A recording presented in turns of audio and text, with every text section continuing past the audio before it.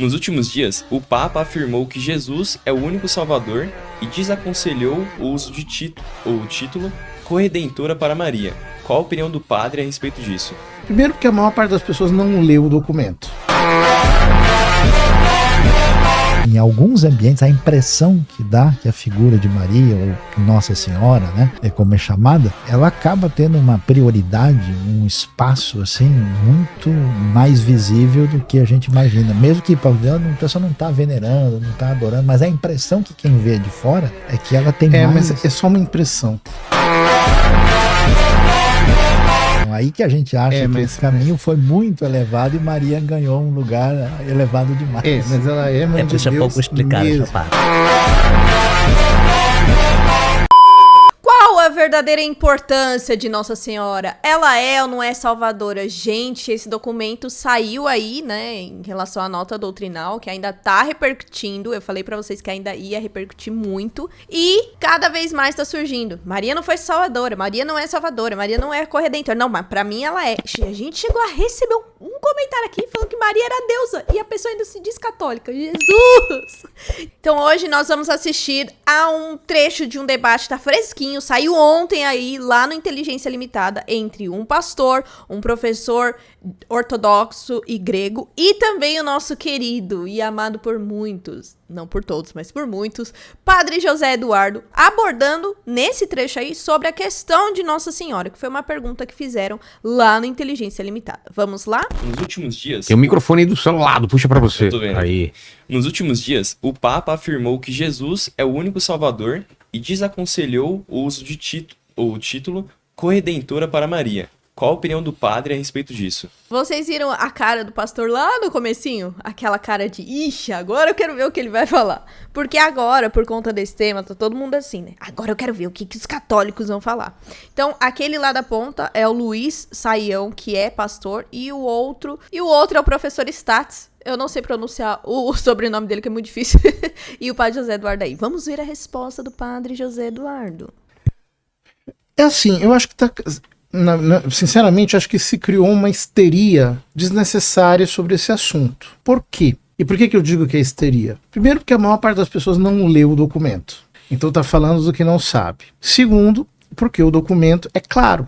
Ele diz que a fé da igreja na cooperação de Maria na obra da redenção continua a mesma, e que o entendimento dos doutores da igreja, etc., é plenamente ortodoxo. Mas é necessário uma espécie de ajuste terminológico. E um ponto importante, gente, a definição que o padre José Eduardo trouxe é assim, perfeita. Histeria. Gil, como é que você afirma isso? Eu afirmo isso porque nós recebemos comentários tanto de pessoas católicas quanto pessoas não católicas nos nossos últimos vídeos que abordam sobre esse assunto.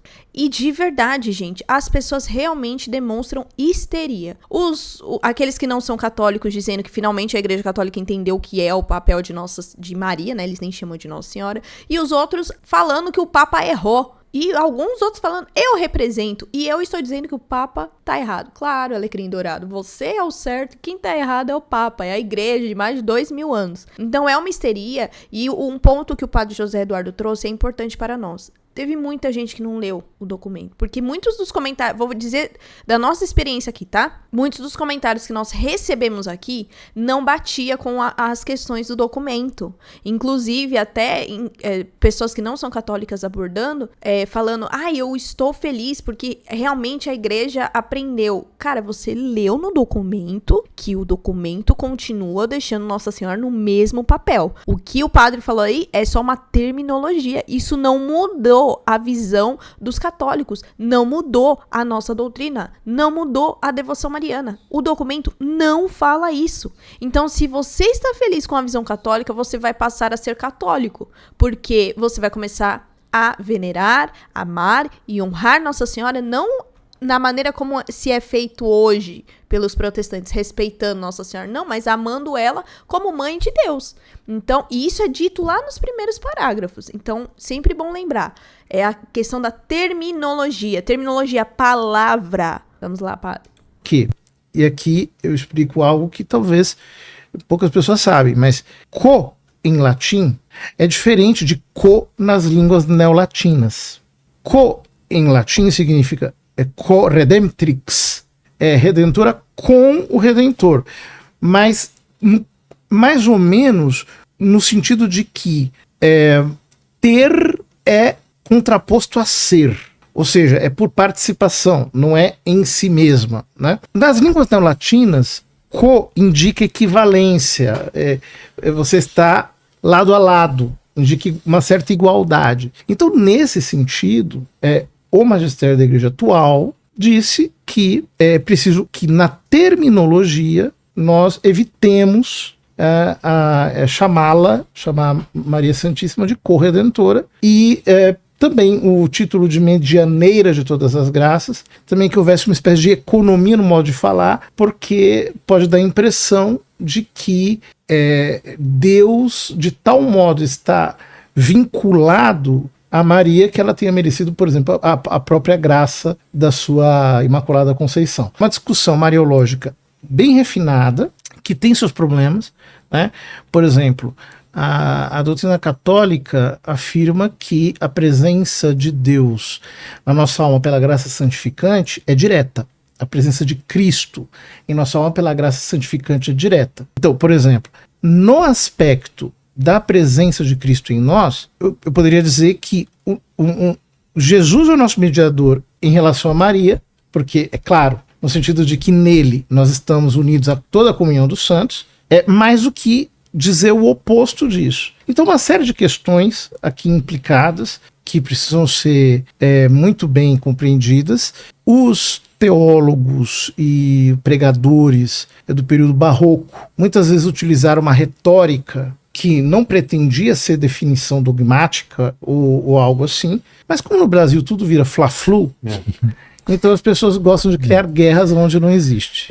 Então, é importante nós vermos essa questão da terminologia. E olha só, eu gosto muito do padre José Eduardo, porque ele traz também a questão de outras línguas, né? Então, olha, o corredemptis, né, que ele falou aí, é assim na parte ortodoxa, na parte grega. É um conhecimento que falta para muitos de nós. É um conhecimento que nós precisamos buscar. E o padre, ele estudou anos, além dele ter estudado teologia moral. Nós precisamos abaixar nossa cabeça e abaixar também o nosso peito de pombo, de orgulho, e entender que mesmo que nós não gostemos de Dom Victor Manuel Fernandes, ele tem estudo. Mesmo que você não goste do Papa Leão XIV ou do que ele aprovou, do que ele autorizou, ele tem muito mais estudos do que nós. Não quer dizer que eu não posso não questionar. Eu posso questionar, mas para que eu possa entender aquilo que a igreja diz. Não questionar como se fosse uma afronta, uma rebeldia, porque aí nós vamos nos assemelhar com aqueles que cismaram a igreja. Quando vem, gente, isso é para sempre, tá? Quando vem documentos da igreja, nota, encíclicas, as exortações às vezes são mais simples, ou cartas de um dicastério ou do Papa para bispos, ou dúbias, eu preciso ler, reler, procurar as pessoas que entendem do assunto, porque às vezes eu não vou entender na sua totalidade. E teve muita gente que não entendeu, se baseou com manchete, pior, manchete de mídia secular, ou seja, mídia que não é católica. Porque tem muita mídia católica também que vai deturpando as coisas. Mas o pior é se basear nessas outras mídias, porque elas estão abusando das manchetes. Já fiz um vídeo aqui sobre isso. É um tópico difícil de conversa, né? Quando você vem de uma tradição diferente católica. Por quê? Porque se entende Maria como uma coisa importante, né? Como alguém especial. E acho que se podemos falar em fla-flu, esse distanciamento entre católicos, protestantes e evangélicos faz com que a maioria dos evangélicos não queiram nem falar de Maria, porque... Mariafobia. É quase isso. Mas, por causa da maneira católica, seja ela teológica ou seja ela popular, como ela é tratada, como a tradição evangélica coloca a proeminência na escritura, claro que vai existir tradição, mas ela tem um papel diferente, e aí você vendo o testemunho de Maria nos escritos do Novo Testamento, é difícil chegar a toda a construção que a tradição católica fez depois, né? Não é difícil. Não é difícil. Aliás, gente, lá em Lucas, quando Lucas faz a anunciação, ali é óbvio tudo. assim, se eu tivesse que resumir a importância de Nossa Senhora, a nossa devoção mariana em duas passagens bíblicas, né? Porque os irmãos protestantes é só na sola escritura. Seriam duas passagens, a de Lucas e a das bodas de Caná, tá? Em João. A de Lucas, porque o próprio anjo sauda Nossa Senhora, que ele diz que ela encontrou graça diante do Senhor. E aí também mostra o sinal de Nossa Senhora, que ela é uma serva. Então, não é que Maria é só importante. Cara, Maria gerou Cristo. Você tem que louvar e agradecer muito pelo sim dessa mulher, porque ela trouxe o Salvador. A Ju, pelo mérito dela, não. Por graça de Deus, mas porque Deus viu nela algo diferente. Ela era diferente, ela é diferente, ela não é uma mulher qualquer. E até essa importância já deveria nos dar uma devoção mariana. Porque quando é a mãe de um amigo, ou a minha própria mãe, eu quero que as pessoas coloquem minha mãe lá num pedestal. Porque ela realmente é importante. Claro, né? Dependendo de algumas mães. Mas normalmente é assim. Então por que a mãe de Cristo eu não posso tratar da mesma forma? E entendam, quando a gente faz dessa forma, não é que Maria é deusa. Nunca na igreja, e óbvio, nem na Bíblia, foi tratado que Maria é deusa. Mas ela é uma pessoa que está acima de nós e acima dos santos. Ela foi a pessoa muito mais próxima de Cristo, muito mais próxima de Deus. E só isso já nos deveria deixar mais atentos a essa questão.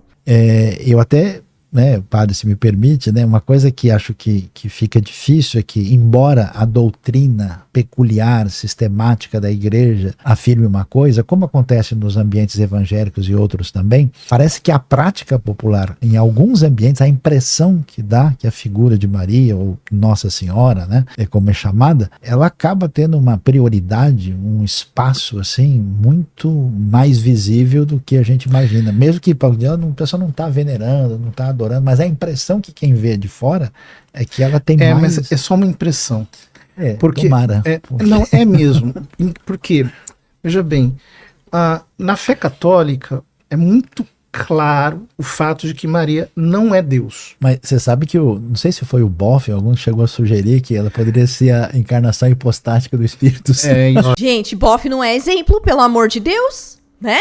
Assim, vocês estão entendendo que quando a gente se diz católico, a gente pode virar um exemplo de coisa boa ou coisa ruim? O Leonardo Boff não é exemplo. Ele fala muita coisa que não tem relação com a doutrina católica. E nós temos que tomar cuidado. Por isso que é importante nós sempre estarmos dentro daquilo que pede a igreja, a doutrina da que nós professamos, e divulgarmos padres, leigos, teólogos que de fato estão dentro da doutrina, que não tem esse ruído de comunicação. Porque senão a gente vira isso. A gente vira chacota. Não, mas ele falou. Tá, primeiro que ele não representa os católicos todos. Se tem uma pessoa que representa a igreja católica no seu todo, é o Papa. Mas uma pessoa só, um leigo, um teólogo, um padre, não representa todo mundo, né? Não representa a doutrina. Porque ele pode cometer erros, né? Mas ele não foi o primeiro. Eu sei. Na antiguidade temos a mesma coisa, né? Temos debates sobre porque Nestório, por exemplo, que falamos século IV, quinto, né? Sim. Ali. Se falamos para a Virgem Maria como Cristotoco, Teotoco. Essa é a Teotoco quer dizer aquela que gerou a mãe de Deus, a mãe de Deus, ou mãe de Cristo. Essa é a grande a mãe de Cristo, que é Cristotoco. Toco quer dizer que zero trouxe na luz, Concílio né? de Calcedônia vai colocar que ela é mãe de Deus. Mãe de Deus, porque é isso que quer dizer isso? Então. Agora, a mãe de Deus e qual fermo?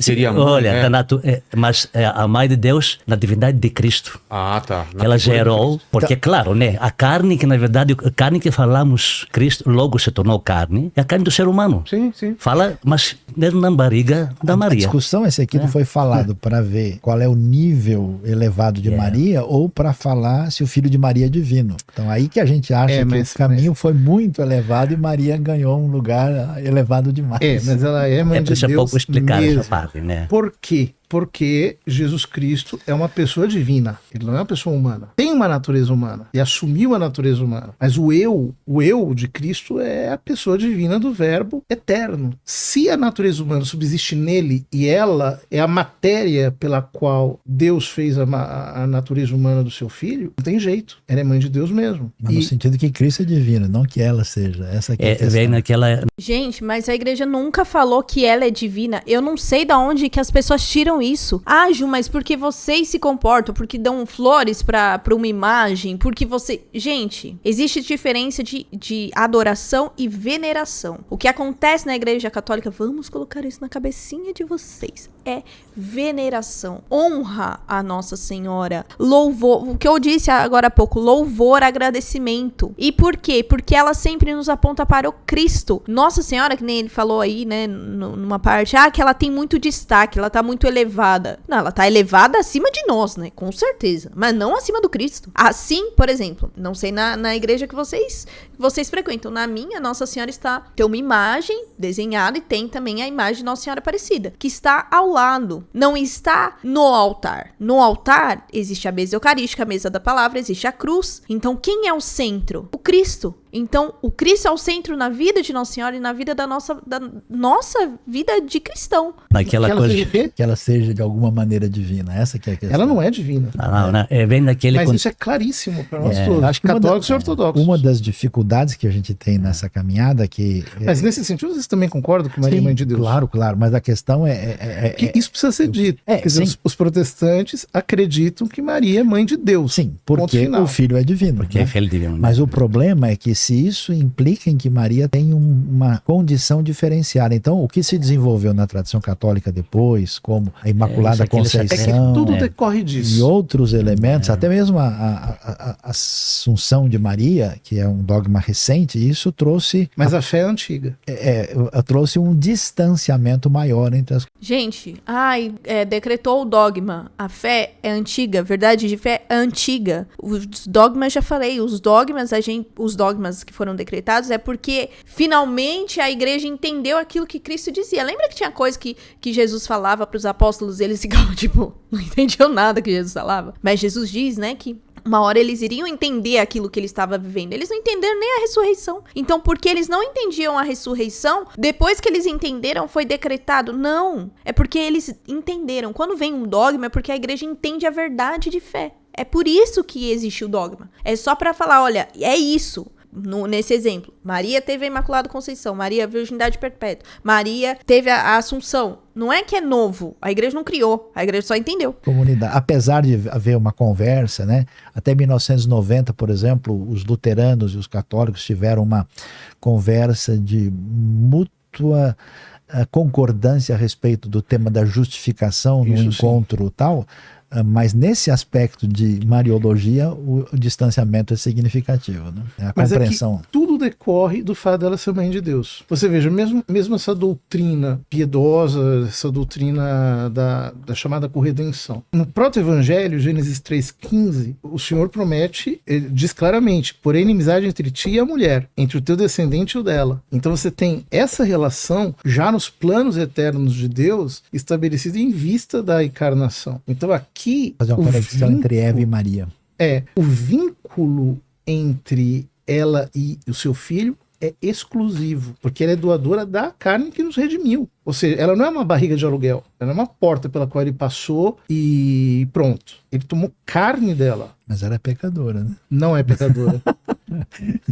Ele me provocou. Ela não é pecadora. Porque Maria?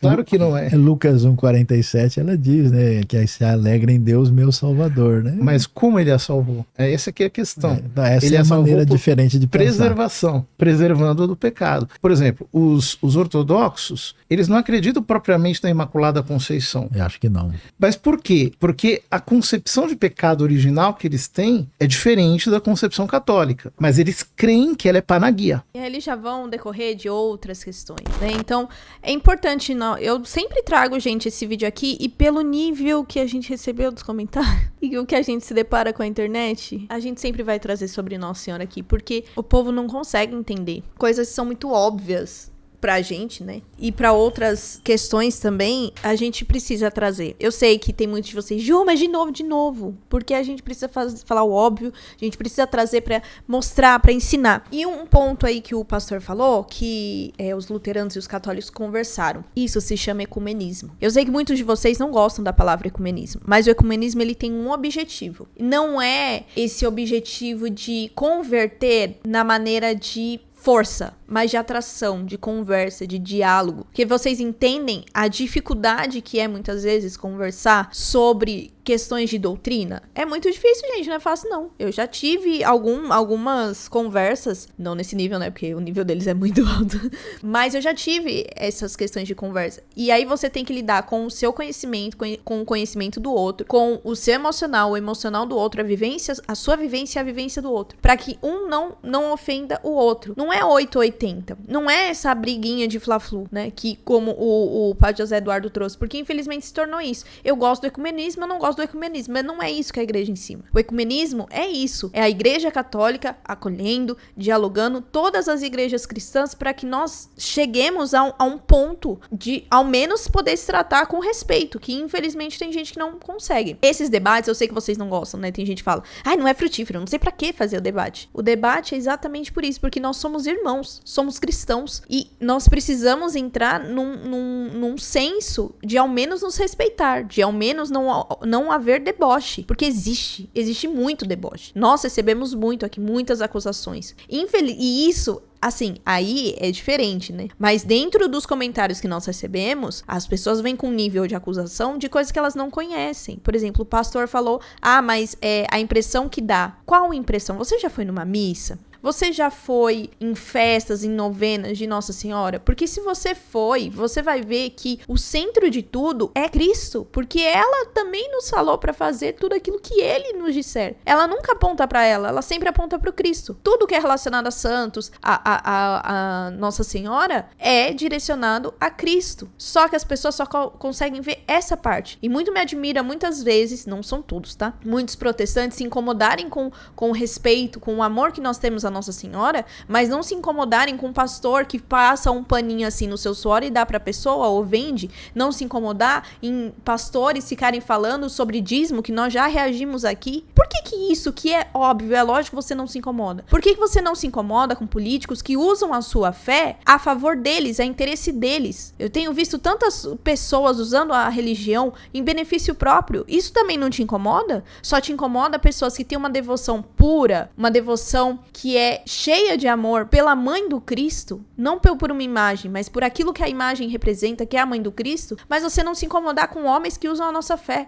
com homens que usam de má fé em relação às pessoas. Então, os tempos que nós estamos vivendo são tempos que pedem para que nós saibamos refletir e contrastar as coisas que estão acontecendo, e que nós saibamos aí diferenciar as coisas. Se você não entender o jeito que a gente vive, tá tudo bem, mas aprenda a respeitar e aprenda a ouvir. Por exemplo, se você está aqui, esse canal é um canal católico que ama e respeita todas as pessoas, mas que professa sua fé. Portanto, foque no tema, sem você acusar ou diminuir ou menosprezar a nossa fé. E aí o diálogo vai ser muito frutífero. Fora isso, você só vai ser mais um fariseu que busca acusar as pessoas e não entender aquilo que acontece nos planos de Deus e como Deus age também, tá? E aí, vocês assistiu todo esse debate? Eu ainda tô assistindo outras partes aí, que eu vou assistindo aos poucos, ou às vezes eu repito, né? Ficou muito bom, eu gosto muito desses debates, porque nos ensinam bastante. Eu falo que não é um debate, é uma aula. Deixa aqui nos comentários, me fala qual outro trecho que você gostou ou algum outro ponto que você acha importante mencionar, mas lembrando, não acuse as pessoas, tá bom? E siga essas regrinhas aqui. Não esquece também de deixar seu joinha, se inscrever no canal e ativar o seu sininho.